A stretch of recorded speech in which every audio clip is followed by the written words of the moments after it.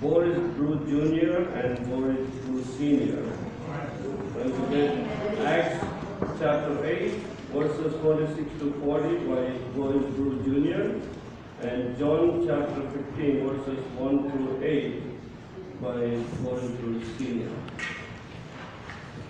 Amen. Let's give Father and Son praise.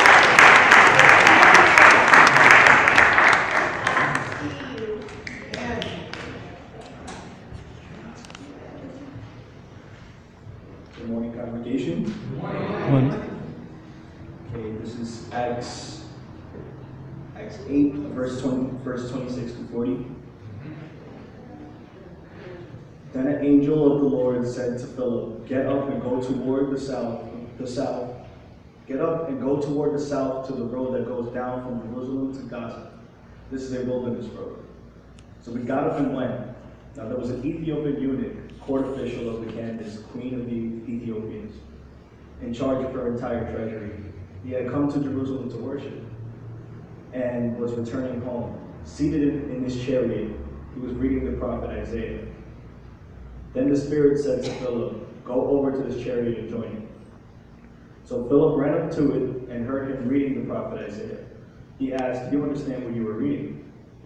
He replied, "How can I unless someone guides me?" And he invited Philip to get in and sit beside him. Now the passage of the scripture that he was reading was this: "Like a sheep he was led to the slaughter, and like a lamb silent before his shearer, so he does not open his mouth. In his humiliation justice was denied him. Who can describe his generation? For his life is taken away from the earth." The eunuch asked Philip, "About whom, may I ask you, does the prophet say this? About himself or about someone else?" Then Philip began to speak and started reading with this scripture. He proclaimed to him the good news about Jesus. As they were going along the road, they came to some water, and the eunuch said, "Look, here is water. What is to prevent me from being baptized?" He commanded the chariot to stop, and both of them, Philip and the eunuch, went down to the water, and Philip baptized him. When they came out of the water, the Spirit of the Lord snatched Philip away. The eunuch saw him no more, and went on his way rejoicing. But Philip found himself at Azotus. As he was passing through the region, he proclaimed the good news to all the towns until he came to Caesarea.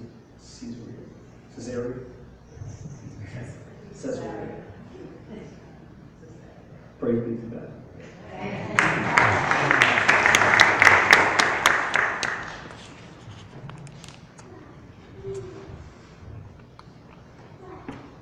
Pastor.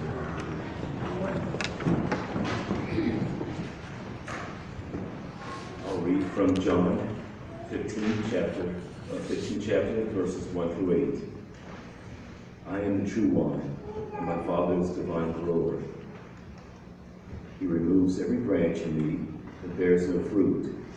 Every branch that bears fruit, he prunes to make it bear more fruit. You have already been cleansed by the word that I have spoken to you. Abide in me as I abide in you. Just as the branch cannot bear fruit by itself unless it abides in the vine, neither can you unless you abide in me. I am the vine, and you are the branches. Those who abide in me, and I in them, bear much fruit.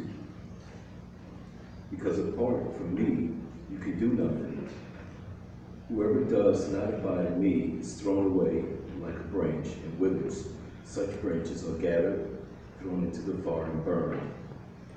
If you abide in me, and my words abide in you, ask for whatever you wish, and your will be done for you.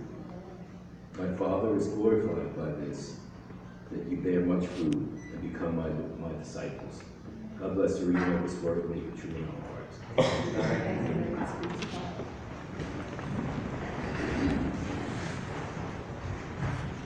So it's time for us to give our tithes and offerings.